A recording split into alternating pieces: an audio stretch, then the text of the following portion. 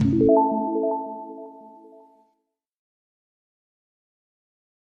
Guys, welcome back to my YouTube channel commerce Tutorpedia. जैसे कि मैंने आपको लास्ट वीडियो में बताया था कि आपका कंज्यूमर बिहेवियर टॉपिक ख़त्म हो चुका है। अब हम शुरू करने जा रहे हैं डिमांड एनालिसिस, ठीक है, जो कि पेपर फर्स्ट का आपका फर्स्ट टॉपिक का थर्ड टॉपिक है आपका, ठीक है। तो as per the new syllabus also, जो चेंज्ड सिलेबस है उसमें भी थर्ड टॉपिक है आपका। तो आज हम इसे शुरू करेंगे डिमांड एनालिसिस को। इस टॉपिक के अंदर मैं जो आपको करवाने जा रही हूँ, सबसे पहले मैं वो डिस्कस कर रही हूँ। इसमें मैं आपको law of demand, exceptions of laws of demand, extension and contraction, increase and decrease in demand and types of demand, ये टॉपिक्स मैं कवर करवाऊंगी। मुझे नहीं लगता कि ये मुझे ज़्यादा डिटेल्ड एनालिसिस देना चाहिए इसका, क्योंकि ये हमारे जब से हमारे इकोनॉमिक्स आई होगी, कॉमर्स हमने चूज़ किया, तब से ये चैप्टर आ रहा है। फिर भी अगर आपकी कोई क्वेरी हो, प्लीज़ उसे कमेंट बॉक्स में लिख दीजिएगा, मैं उसके लिए एक स्पेशल वीडियो ज़रूर बना के लेके आऊँगी। So let's start. इस टॉपिक में सबसे पहले हमें पढ़ना है लॉ ऑफ डिमांड। जैसे कि मैंने आपको बताया, तो लॉ ऑफ डिमांड क्या होता है? The law of demand establishes relationship between the quantity demanded, जिसे मैं क्यूडी लिखा होगा, इसके अंदर मैंने आपके लिए क्या लिखा होगा, क्यूडी लिखा होगा, and the price of a commodity. तो जो लॉ ऑफ डिमांड है, ये quantity demanded and price of a commodity, इन दोनों के बीच में रिलेशनशिप सेट करता है। कैसा रिलेशनशिप, आगे हम पढ़ते हैं। ये बोलता है आपको, अकॉर्डिंग टू दिस लॉ, ये दिस है आपका, ठीक है, दोज नहीं है। This law, other things remains the same, quantity demanded of a commodity increases with the fall in its price and quantity demanded decreases with the rise in its price. कहने का मतलब क्या हुआ, जैसे ही प्राइस कम होगी तो उसकी क्वांटिटी डिमांड ज़्यादा होगी और वाइसा वर्सा, ठीक है। तो इसकी अगर हम देखें तो प्राइस और quantity demanded of a commodity has an inverse relationship, ठीक है। तो और हम इस डायग्राम से समझ सकते हैं। डायग्राम हमें क्या बोलता है, ये हमारे अलग अलग है। देखो, इसको मैं अभी बना के दिखाती हूँ आपको। सपोज करो किसी की प्राइस जो है 8 रुपये है, ऑरेंजेस ही ले लिया इसने, ऑरेंजेस को, ऑरेंजेस दे रखा है ना आपको, तो ऑरेंजेस की 8 रुपये की, तो इसकी प्राइस कितनी, डिमांड कितनी है इसकी, केवल इसकी 2 यूनिट की डिमांड है, ठीक है। लेकिन जैसे ही इसकी प्राइस कम होती है, इसकी जो क्वांटिटी डिमांडेड इंक्रीज होगी, और कम होगी तो और इंक्रीज होगी, और कम होगी तो और इंक्रीज होगी, और कम होगी तो और इंक्रीज होगी। ये इसीलिए आपका इन्वर्स रिलेशनशिप से क्योंकि डिस्क्राइब करता है, इसीलिए डाउनवर्ड स्लोप होता है, ठीक है। डाउनवर्ड स्लोपिंग का रीज़न क्या है, क्योंकि ये इन्वर्स रिलेशनशिप शो करता है प्राइस और क्वांटिटी डिमांडेड का। I hope this is clear.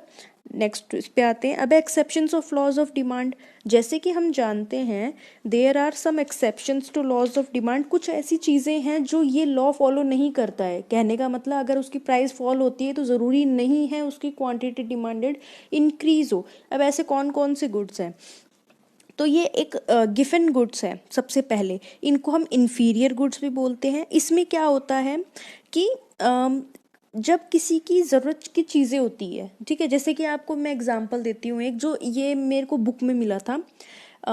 ये गिफन पैराडॉक्स आया कैसे, एक फार्मर था, वो पोटैटोज़ कंज्यूम करता था, और प्लस उसकी जो मेन जो कोर्स थी को मतलब उसकी मील थी वो पोटैटो थी, और उसकी जो दूसरी एक और उसके साथ जो मील थी वो थी मीट, ठीक है। किसी कारण से क्या हुआ कि पोटैटो की जो प्राइस है वो इंक्रीज़ हो गई, तो उसने मीट का कंजम्पशन ज़्यादा करने के बजाय उसने क्या किया, मीट का जो कंजम्पशन था वो कम किया, और जो उसकी पोटैटो की इंक्रीज्ड प्राइस थी उसमें भी उसको परचेज़ किया। तो ये आपका एग्जांपल है गिफन गुड्स का, कि even with the increase in price quantity demanded also increases, ठीक है। कंज्यूमर क्या करता है, जो दूसरा गुड है उसका सेक्रीफाइस कर देता है in order to purchase this good, तो इसे हम बोलते हैं गिफन गुड्स। तो ये जो लॉ ऑफ डिमांड है इसके ऊपर एप्लीकेबल नहीं होता। दूसरा है आपके पास प्रेस्टिजियस गुड्स और goods of snob value. Snob value का मतलब होता है लग्जरी चीज़ें, ठीक है। कुछ ऐसी गुड्स होती हैं जो रिच पीपल प्रिफर करते हैं परचेज करना जब उनकी प्राइस इंक्रीज हो जाती है, ठीक है। For example jewellery, precious stones, old paintings etcetera. ठीक है, अब वो क्या होता है, these commodities become more prestigious with an increase in their price, hence rich people buy more of these and when their prices fall they no longer remain prestigious. तो उसे क्या करते हैं, वो परचेज ही नहीं करते। ठीक है ना, तो इसीलिए ये जो आपके गुड्स हैं ये एक रियल एक्सेप्शंस है। अब है हाईली प्राइज्ड कमोडिटीज़। ठीक है, अब क्या होता है कि जैसे कि मैं आपको बताती हूँ, हाईली प्राइस कमोडिटीज़ के ऊपर आते हैं अब। ठीक है, अब क्या होता है कि कई बार many a times due to ignorance a consumer purchases the costly things more, treating them to be more useful. ठीक है, अब क्या होता है कि वो मोर यूज़फुल समझने के वजह से उसको यूज़ करता है, चाहे वो कितनी ही महंगी क्यों ना हो। अगर कंज्यूमर सोचता है ना कि वो यूज़फुल है ज़्यादा, तो भाई वो चाहे कितने ही रुपए की आ रही हो वो उसे परचेज करेगा। ठीक है ना, तो हाईली प्राइस्ड कमोडिटी अगर वो उसका यूज़ समझता है, कंज्यूमर को उसकी मतलब यूज़, वो उसकी यूज़फुल समझता है कि भाई यूज़फुल है वो, अब वो चाहे किसी भी तरीके से हो, जैसे कि कोई आपके पास कोई अगर मेडिसिन है सपोज कीजिए, अब वो चाहे कितनी ही महंगी क्यों ना हो, कंज्यूमर उसका कंजम्पशन अगर वो यूज़फुल है तो वो उसका कंजम्पशन करता रहेगा even with the increase in prices. अब है speculation, necessary of life, war और इमरजेंसी। अच्छा एक मिनट रुकिए, यहाँ पर आपकी दो चीज़ें मिक्स हो गई हैं, ये चीज़ अलग टॉपिक, यहाँ से स्पेक्यूलेशन एक अलग एक आपका पॉइंट है और नेसेसरीज ऑफ ये लाइफ अलग वाला है, और ये तीनों के तीनों आपके मिक्स हो गए हैं, तो ये आपका एक हम थोड़ा सा हटाएंगे। अब है स्पेक्यूलेशन गुड्स, ये शेयर मार्केट के ऊपर होता है कि अगर किसी को स्पेक्यूलेशन करना है या फिर उसको स्पेक्यूलेट हुआ है कि in future the price is going to increase, some shares की कोई प्राइस जो है वो इंक्रीज होने वाला है, तो कंज्यूमर क्या करेगा, उसको परचेज करना शुरू कर देगा। ठीक है, तो उसकी स्पेक्यूलेशन के कारण भी मतलब वो जो प्राइस डिक्रीज होता है उसका उसके ऊपर कोई फर्क नहीं पड़ता, बल्कि उसका नेगेटिव इम्पैक्ट होता है। जैसे ही उसे लगता है ना कि इसकी डिक्रीज होने वाली, वो उसको बेच देता है। ठीक है, तो ये जो स्पेक्यूलेशन चीज़ें हैं ये भी एक तरीके की एक्सेप्शंस हैं। फिर है हमारे पास नेसेसरीज ऑफ लाइफ, जो भाई नेसेसरीज है ना, उनकी चाहे वैल्यू बढ़ भी जाए तो भी कंजम्पशन ख़त्म नहीं होता है।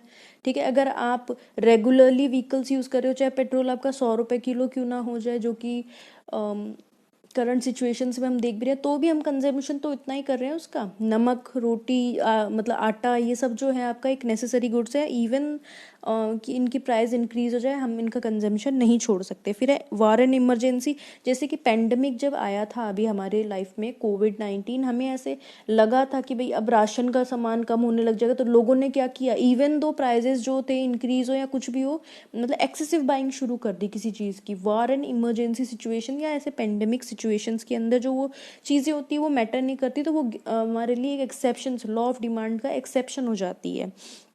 फिर है स्पेसिफिक ब्रांड और ट्रेड मार्क कमोडिटी। देखो अब क्या होता है, कई कई लोग क्या होता है ब्रांड स्पेसिफिक होते हैं, they are very loyal to their brands. ठीक है, तो चाहे उनकी प्राइस इंक्रीज हो रही हो डिक्रीज हो रही हो, वो वही यूज़ करते हैं।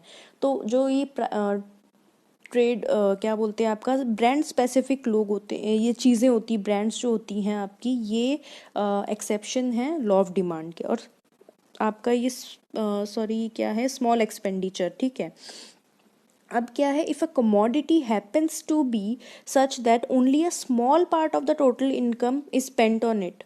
ठीक है ना, अगर कुछ कुछ ही उसका उसके ऊपर स्पेंड हो रहा है, तो भी हम उसको तो अगर उसके अंदर थोड़ी सी भी इंक्रीज होती है ना, तो हम उसको लगातार यूज़ करते हैं। जैसे कि मैं आपको एक छोटा सा एग्जांपल देती हूँ, माचिस की तिल्ली, अब वो 1 रुपए की आती है, अगर वो 2 रुपए की हो जाएगी तो इसका मतलब ये थोड़ी ना है कि आप उसका कंजम्पशन बंद कर दोगे। ठीक है ना, तो 2 रुपए में हमें क्या फ़र्क पड़ रहा है, क्योंकि वो स्मॉल पोर्शन ही तो अर्निंग हमारा यूटिलाइज कर रही है ना। तो ऐसे एक्सपेंडिचर्स जो होते हैं इनकी चाहे इंक्रीज भी हो जाए तो भी हमें कोई फ़र्क नहीं पड़ता, इसलिए ये exceptions to law of demand. ठीक है, अब आगे आते हैं हम लोग। अब ये जो आपका इम्पॉर्टेंट टॉपिक है एक और, देखो मैंने आपका अगर एक चीज़ आपके लिए यहाँ पे तैयार की कि आपका जो एक्सेप्शंस है उनका जो डिमांड कर्व वो कैसा होता है, तो आप यहाँ देख सकते हैं। ये जो फर्स्ट आपका डायग्राम है इसके अंदर आप देख सकते हो, मैंने आपको जनरली क्या बोला, आपका जो वो होता है वो डाउनवर्ड स्लोपिंग होता है, लेकिन अगर वो उसका एक्सेप्शन था इसका मतलब वो पॉजिटिव स्लोपिंग होगा, तो पॉजिटिव स्लोपिंग डिमांड कर्व होता है यहाँ पे होता क्या है, देखो आपका जो ओरिजिनल था वो ये, जैसे ही इसका प्राइस इंक्रीज हुआ तो इसकी क्वांटिटी डिमांड भी इंक्रीज हुई है, इसी वजह से ये क्या है, अपवर्ड स्लोपिंग है। आई होप ये समझ में आ गया होगा हमें। अब आते हैं और टॉपिक के ऊपर, हमारा है difference between extension and contraction of demand and increase and decrease in demand. अब इसको थोड़ा ध्यान से समझिएगा। सबसे पहले मैं आती हूँ कॉन्ट्रैक्शन एंड एक्सटेंशन पे। जब भी इस टॉपिक की बात हो, इस पॉइंट की बात हो, तो इसका मतलब हमें समझना है कि हमारा अगर, देखो सबसे पहले मैं ये आपको ग्राफ से समझाती हूँ चीज़ें, ठीक है ना। सपोज करो आपका एक ओरिजिनल जो आपका जो प्राइस और क्वांटिटी डिमांडेड के अंदर जो ओरिजिनल वैल्यूज़ थी वो थी पी एंड क्यू, ठीक है। सबसे पहले हम कॉन्ट्रैक्शन की बात करते हैं। सपोज करो आपका जो प्राइस है वो इंक्रीज हो गया, तो उसके साथ क्या हुआ होगा, प्राइस डिक्रीज, ये क्वांटिटी डिमांडेड डिक्रीज हुआ होगा, तो इस कंडीशन को हम क्या बोलेंगे, contraction. On the other hand अगर प्राइस डिक्रीज हुआ है तो हमारा डिमांड इंक्रीज हो गया होगा, इसे हम बोलते हैं एक्सटेंशन। जो जनरल चीज़ें होती है उसे हम कॉन्ट्रैक्शन और एक्सटेंशन बोलते हैं। तो इसका डिमांड कर्व ये हो गया। तो शिफ्टिंग मतलब अगर आपका जो डिमांड कर्व है केवल consumer up and moves up and down along with the same demand curve के ऊपर हो रहा है, तो हम उसके क्या बोलेंगे, एक्सटेंशन एंड कॉन्ट्रैक्शन। जब हम ये भी बोल सकते हैं other thing remaining the constant the quantity demanded of a commodity, अगर वेरिएशन इन प्राइजेस की वजह से चेंज हो रहा है तो these variations are known as extension and contraction, ठीक है। अब हम आगे पे आते हैं, आपका है increase in decrease in demand, ठीक है। अब आपका बोल रहा है अगर किस, जैसे कि आपके पास मैंने बोला कि price remains the same but other things remains, other things जो हम बोलते हैं ना, other things remains the constant, वो चेंज हो जाए, तो जैसे कि इनकम हो गई आपके पास, प्राइस तो वही रही बट आपकी इनकम चेंज हो गई। अब इनकम चेंज हो जाएगी तो हम केवल इतना ही थोड़ी ना परचेज कर पाएंगे, कितना, इतना ही थोड़ा ना परचेज कर पाएंगे, हमारी जो परचेजिंग कैपेसिटी वो इंक्रीज हो जाएगी, तो हमारा डिमांड कर्व ऊपर की ओर खिसक जाएगा, उसे हम क्या बोलेंगे, इंक्रीज इन डिमांड, ठीक है ना। तो हमारा क्योंकि डिमांड कर्व ही हमारा इंक्रीज हो रहा है। ऑन दी अदर हैंड अगर सपोज करो इनकम श्रिंक हो जाए, कम हो जाए, तो हमारा क्या होगा, हम केवल इतना थोड़ा ना खरीद पाएंगे, फिर हमें कम करना पड़ेगा हमारा एक्सपेंडिचर उस हिसाब से, तो उसे हम क्या बोलेंगे, डिक्रीज इन डिमांड।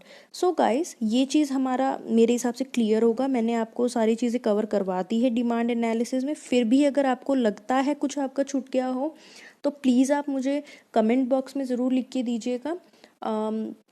इसके बाद हम नेक्स्ट टॉपिक हमारा शुरू करेंगे which is pricing in different markets, ठीक है ना। वो बहुत इंपॉर्टेंट टॉपिक है। मैं उसका जिस तरीके से मैंने कंज्यूमर बिहेवियर आपके अलग अलग पार्ट्स में कवर किया है वैसे ही मैं उसे कवर करूँगी, ये क्योंकि बहुत सिंपल टॉपिक है और इससे क्वेश्चंस काफ़ी आते हैं। मैं ये नहीं कह रही हूँ अभी ये कंप्लीट नहीं हुआ है, लेकिन सॉरी इसमें एक इलास्टिसिटी ऑफ डिमांड वाला जो टॉपिक है वो रह रहा है, ये मैं आपके लिए नेक्स्ट जो आपका लेक्चर होगा इसके अंदर उसमें लेके आऊँगी। तब तक आप क्या करेंगे, अच्छे से जितने भी हुए हैं उनको रिवाइज करके रखेंगे। तो फ्रेंड्स उस टाइम के लिए तक के लिए थैंक यू। और अगर कोई भी सजेशन हो या क्वेरीज हो आप प्लीज़ उसे कमेंट बॉक्स में ज़रूर लिख के दें। Thank you.